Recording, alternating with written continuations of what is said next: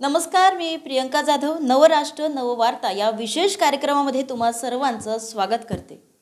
आपण या विशेष कार्यक्रमामध्ये अनेक मान्यवरांच्या मुलाखती घेत असतो आणि आज आपल्यासोबत उपस्थित आहेत शिक्षक संघटनेचे अध्यक्ष मनीष गावंडे सर. सर, तुमचं या कार्यक्रमामध्ये खूप खूप स्वागत करते.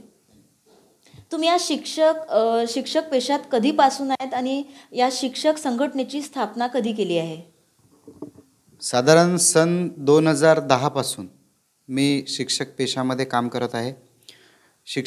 पेशा स्वीकारल्यानंतर 4 वर्ष मी शिक्षण क्षेत्रात काम करताना मला अनेक समस्या या शिक्षण क्षेत्रामध्ये मिळाल्या आणि या समस्यांसाठी कुठली तरी एक व्यासपीठ असलं पाहिजे. आपण स्वतः शिक्षण विभागातील जे काही अधिकारी असतील, प्रशासन असेल, शासन असेल, यांच्या दरबारी जाऊन भांडलं पाहिजे, म्हणून आपण स्वतःच एक संघटना स्थापन करावी असा एक मानस मनामध्ये होता. आणि जसे छत्रपती शिवाजी महाराजांना सवंगडी मिळाले तसे मलाही जीवाभावाचे असे काही सहकारी शिक्षक मिळाले आणि या सगळ्या शिक्षकांनी मिळून आम्ही एक ठरवलं की आपण एक संघटना स्थापन करायची. संघटनेची स्थापना ही 13 एप्रिल 2014 रोजी अकोला इथं झाली. त्यावेळी जवळजवळ 25 शिक्षक उपस्थित होते आणि या 25 शिक्षकांनी अध्यक्ष म्हणून माझं नाव हे तिथे फायनल केलं आणि सुरुवातीला आम्ही महाराष्ट्र राज्य खाजगी प्राथमिक शिक्षक संघटना म्हणून या संघटनेचं नामकरण केलं आणि संघटनेने कार्य करायला सुरुवात केलं. पाहता पाहता ही संघटना महाराष्ट्रभर पसरली. अनेक शिक्षक आम्हाला जुळले. यामध्ये प्राथमिकसोबतच माध्यमिकचे शिक्षकसुद्धा जुळले. त्या लोकांनीसुद्धा आग्रह केला की आपण आमचंसुद्धा नेतृत्व करावं, आमच्या समस्या सोडवण्यासाठी प्रयत्न करावा. म्हणून या खाजगी प्राथमिक शिक्षक संघटनेचं नामकरण पुन्हा एकदा आम्ही बदलून 2019 साली महाराष्ट्र राज्य खाजगी शिक्षक संघटना हे नामकरण केलं आणि या संघटनेच्या नावाखाली KG to PG पर्यंतच्या सर्व शिक्षकांच्या समस्या सोडवण्यासाठी आज आम्ही कार्य करत आहे. मला सांगा सर, शिक्षकांना संघटनेची गरज आहे का? नक्कीच गरज आहे. बघा, आता विविध क्षेत्र आहेत. या प्रत्येक क्षेत्रामध्ये अनेक संघटना ह्या कार्य करत असतात. गरज याच्यासाठी आहे की त्या क्षेत्रामध्ये असणाऱ्या ज्या समस्या आहेत, मग त्या फक्त शिक्षकांच्याच नाही तर विद्यार्थ्यांच्या असतात, पालकांच्या असतात. या समस्या शासन दरबारी मांडायच्यात आणि त्या एकट्या दुकट्याने मांडून होत नाही. याच्यासाठी एक समूह लागतो आणि या समूहाला एकत्रित बांधून ठेवण्याचं काम हे संघटना करत असते. म्हणून संघटना ही आवश्यक आहे. शिक्षक संघटनेकडून आजवर किती आंदोलनं केले आणि आजवर किती प्रश्न त्या आंदोलनामधून सुटले आहेत? संघटना स्थापन झाल्यापासून आज जवळजवळ 9 वर्ष झाले. या 9 वर्षामध्ये आम्ही शेकडो आंदोलनं केली. अनेकदा उपोषणं केले, धरणे आंदोलनं केले, मोर्चा काढले, विविध भीक मागू आंदोलनासारखे आंदोलन केले. अनेक आंदोलन आम्ही केले आणि शासनापुढे आम्ही शेकडो प्रश्न घेऊन गेलो. यातले बरेचसे प्रश्न जे आहेत हे शिक्षकांच्या मार्गी लागले. प्लॅन टू नॉन प्लॅनचा प्रश्न असेल, विनाअनुदानित शिक्षकांना अनुदान आज उपलब्ध झालेलं आहे, ते या आंदोलनाचंच फलित आहे. अनेक असे प्रश्न विद्यार्थ्यांना, विनाअनुदानित शाळांवर जे विद्यार्थी, अंशतः अनुदानित शाळावरचे विद्यार्थी आहेत, त्यांना पाठ्यपुस्तक मिळत नव्हते, त्यांना शालेय पोषण आहार मिळत नव्हता आणि या आंदोलनानंतर शासनाला कुठंतरी झुकावं लागलं. एक संघटनेचा जो प्रभाव आहे तो त्या ठिकाणी दिसून आला आणि अनेक प्रश्न हे सुटलेले आहेत आज महाराष्ट्रामध्ये. शिक्षकांकडून जुन्या पेन्शनांची मागणी होत आहे, तर खरंच जुनी पेन्शन योजना आवश्यक आहे का? तुम्हाला काय सांगाल याबद्दल?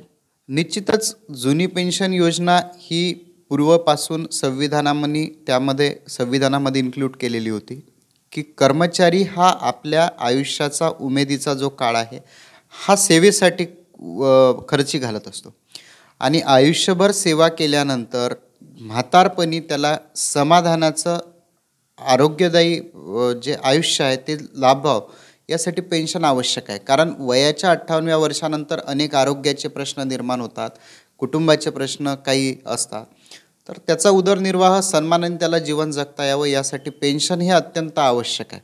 आणि आपण पाहतो की जर राज्यसभे लोकसभेत खासदार म्हणून निवडून आल्यानंतर त्यांना जर पेन्शन असेल, विधानसभा विधान परिषदेच्या सदस्यांना जर पेन्शन असेल, तर मग शासकीय कर्मचाऱ्यांना पेन्शन का म्हणून नसावी? त्यामुळे पेन्शन जो आहे हा आमचा हक्क आहे आणि पेन्शन हे मिळायलाच हवं असं मला वाटते.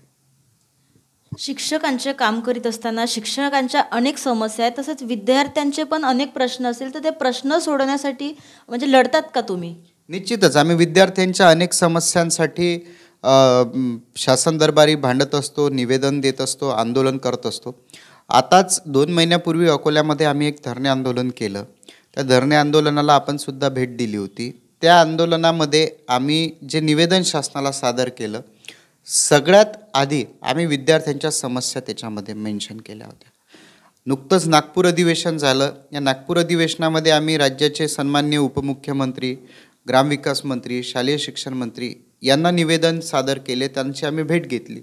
यामध्ये सुद्धा आम्ही पहिला प्राधान्यक्रम हा विद्यार्थ्यांच्या समस्यांना दिला होता. विद्यार्थ्यांचे प्रश्न, विद्यार्थ्यांसाठी काय शासनाने केलं पाहिजे याच्यासाठी सुद्धा आम्ही भांडत असतो.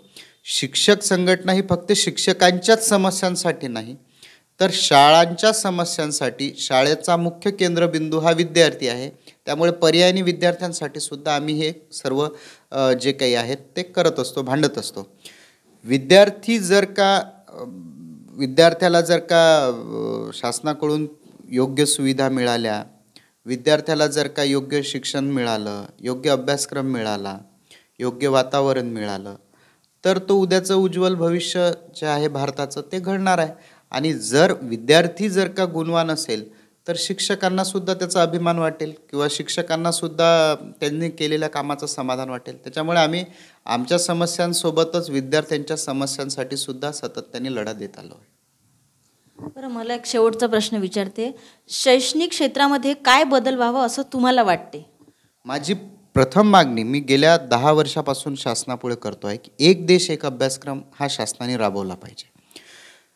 मग तो जम्मू काश्मीरमध्ये शिकणारा मुलगा असेल, महाराष्ट्रामध्ये असेल किंवा खाली केरळात असेल किंवा आंध्रात असेल, तामिळनाडूत असेल, इयत्ता पहिलीमध्ये शिकणारा जम्मू काश्मीरच्या विद्यार्थ्याच्या इतिहासाच्या पुस्तकामध्ये जो पाठ असेल तोच खाली कुठल्याही वर्गात, कुठल्याही देशामध्ये असणाऱ्या त्या वर्गाच्या विद्यार्थ्याच्या अभ्यासक्रमात तो विषयात तो असला पाहिजे. ही आमची मागणी आहे. प्रामुख्याने एक देश एक अभ्यासक्रम ही योजना शासनाने राबवली पाहिजे.